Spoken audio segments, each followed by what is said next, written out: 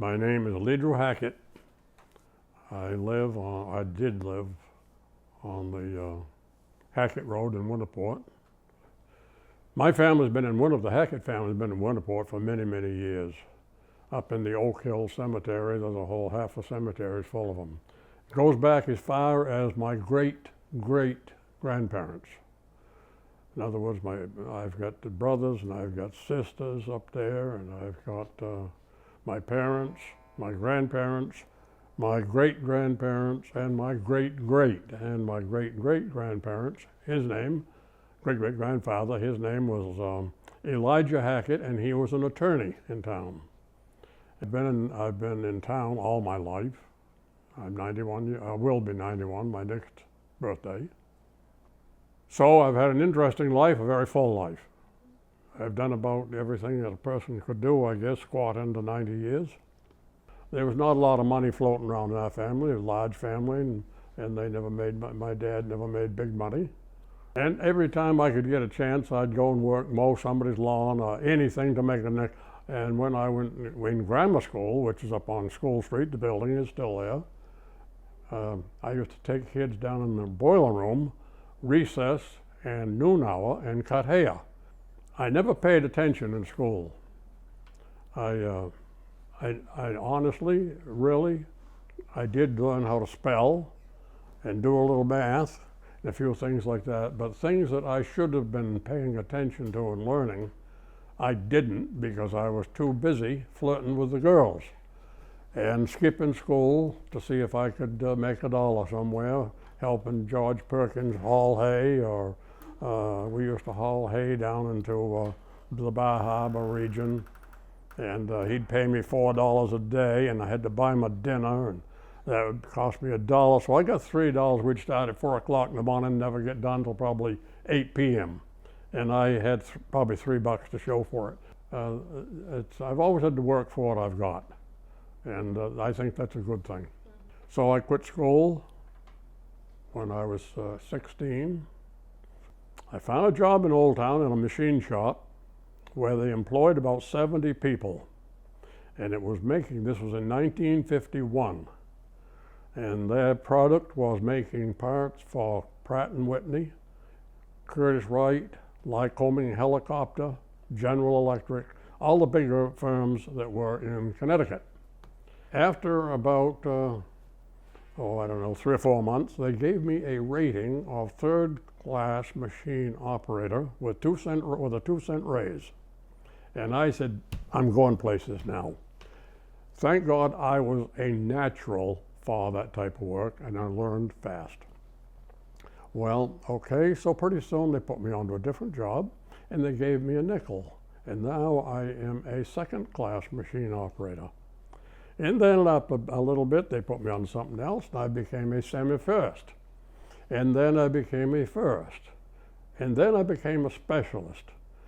Then after a bit, I became a second-class journeyman machinist. And in about 5 years' time from my starting point, now I'm 21 years old, I've got the classification of first-class journeyman machinist. I could go anywhere in the country and get a good job if I wanted to. With only 2 weeks in the 9th grade, I thought that was pretty good. Went to work after that for the Hackett Machine Company in Brewer. That company was a little company that my grandfather's brother started in the early 1900s. And I worked there for about 7 years, and then in 1965 I went to work for Bangor Hydroelectric. And as their chief machinist, and my job was repair work on hydraulic turbines which generate electricity by water power. And these turbines, a lot of them were over 100 years old at that time. The companies that made those turbines had long since gone out of business. There was no blueprints to them.